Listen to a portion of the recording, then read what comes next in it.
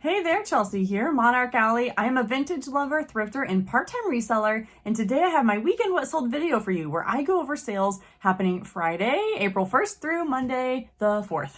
I'm excited to go over this weekend sales, but want to quickly share that I have an entire playlist dedicated to what sold videos. So if you are looking to find out what's selling now, to check out that playlist. I also have a playlist dedicated to thrift hauls. So if you need just a friendly voice in the background while you get some work done, feel free to throw on that thrift haul playlist. I have several haul videos. This weekend, I actually did manage to get some Poshmark sales, which has been fewer and more far between lately, given their algorithm changes. I'm doing my best to adjust. I don't want to be a negative Nancy, so I'm going to just keep listing and actually do a lot of relisting because it seems to be pushing the just in listings more so than the just shared. If you sell on Poshmark, I would love to hear your thoughts on the algorithm change and any tips and tricks that you have for getting your listings in front of buyers. Okay, so on Friday, April 1st, that was April Fool's Day. I was the fool because I made no sales. Womp womp, it is what it is. We move on, right? On Saturday, I did make a Poshmark sale. I'll have the picture on the screen here of these Torrid jeans. I picked these up in my A to Z thrift haul, which was a collaboration with Becky Park on Poshmark and her awesome YouTube mentorship group. I had these Torrid jeans listed for $35 and they did receive some likes, so I sent out some offers. Lucky for me, someone accepted a $28 offer and that was with discounted shipping, so my earnings after Poshmark fees are $20.68. If I remember correctly, I got those for I think $4, so that's a pretty good flip. Next, I had two Mercari sales on Saturday, April 3rd, and I want to give some tips on selling on Mercari. Some people seem to bash this platform. I like it. I think it's easy to list on, and I do get consistent sales, more so now than Poshmark. So on Saturday, someone sent me a message that they were interested in both of the Metallica tees that I had listed. Now, those are from my new series, which can also be located in that thrift haul playlist. And I'm doing a challenge to see how far a $20 Facebook Marketplace sale will go. So both of these t-shirts I actually picked up for $1 at a local church sale. And like I mentioned, if you want to see that haul, definitely check out the thrift hauls playlist. So anyway, I had $2 invested in these two shirts. Someone sent me a message on Mercari saying that they had both of the shirts in their cart, but they wanted to send me an offer of $35, which would be like about 20-something% off of what I had them priced at.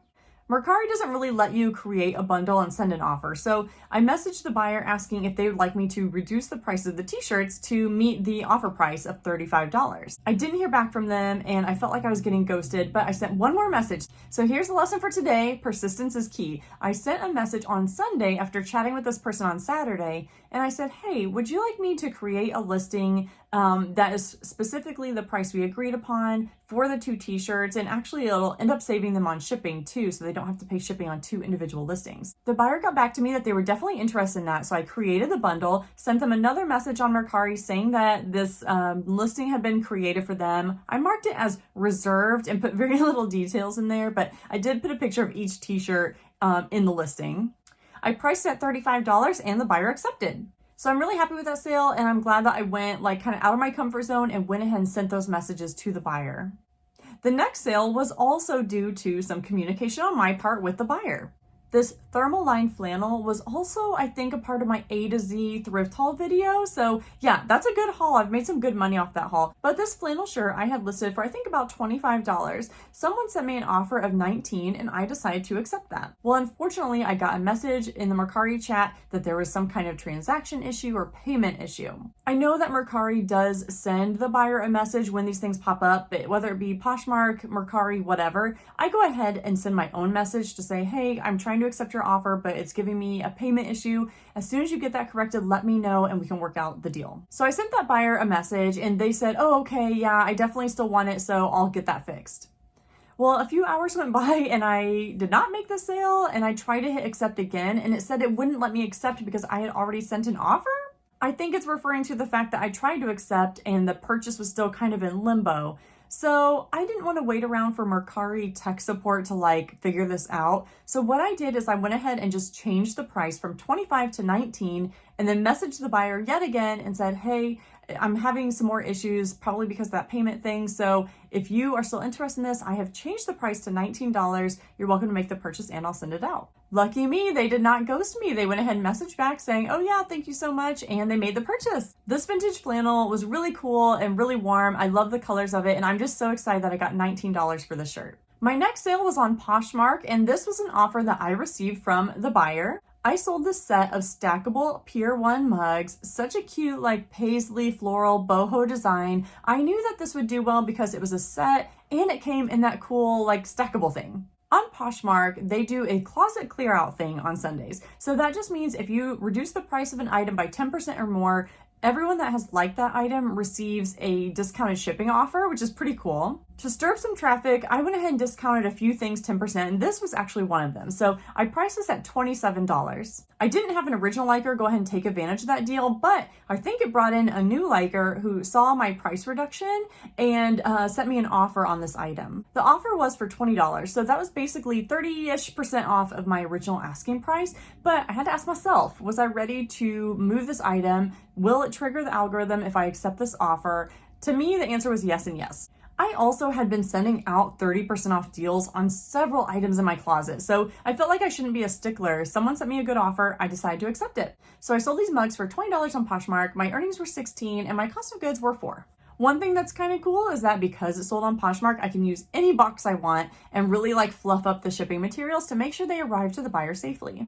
The disappointing thing, and I'm disappointed in myself here, is that typically with all my listings, I utilize List Perfectly. After I list it on Poshmark, I share it to eBay, Mercari, and Facebook Marketplace. Well, when I went to remove the items from those platforms, I realized that I had never cross-listed these Pier One mugs. So now I can't help but wonder what could have been.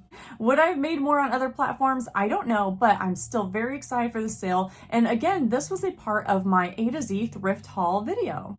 So I'm trucking along, making some really good sales from my recent pickups. What I need to do is relist some of my older stuff to get it out of the house. And that's precisely what I'm doing. I'm actually doing a relisting challenge on my Instagram channel. So if you happen to be watching this video before April 8th, join me on Instagram in the relisting challenge. I have a picture posted. I'll go ahead and include it in the video here, where you can mark off every day that you do one of the relisting challenges. This is my way to kind of freshen up all of my stores and keep the new listings going. So those are actually all my sales for this past weekend. Nothing crazy, but I am happy with the items that I moved, and especially happy with the way I was able to interact with buyers to make the purchases happen.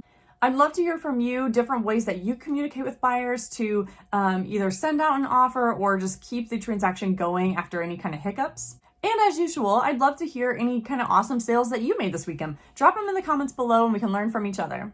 Also, I gotta give a shout out to Katie Reeds. I was recently on Katie Reeds' YouTube channel. We did a Facebook Live where I chatted for over an hour on her channel. I'd love for you to go check out that video and drop a comment there and show her some love because it was really fun to get to be on that like YouTube Live experience. And I think we shared some good information too. We talked about reselling, we talked about social media, we talked about life. It was great.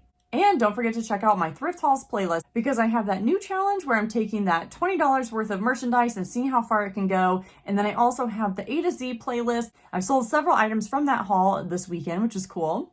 And then finally, make sure you check out the men's only thrift haul. I did an experiment sourcing men's clothing and trying to learn more about brands and styles. And then I did a follow-up video, which is in my What Sold playlist, to see how those items did. Spoiler alert, I sold all but 2 of the items in that men's only thrift haul. Okay, so that's all I have for you today. I appreciate you so much for watching this video and I hope to see you in the next one. All right, bye.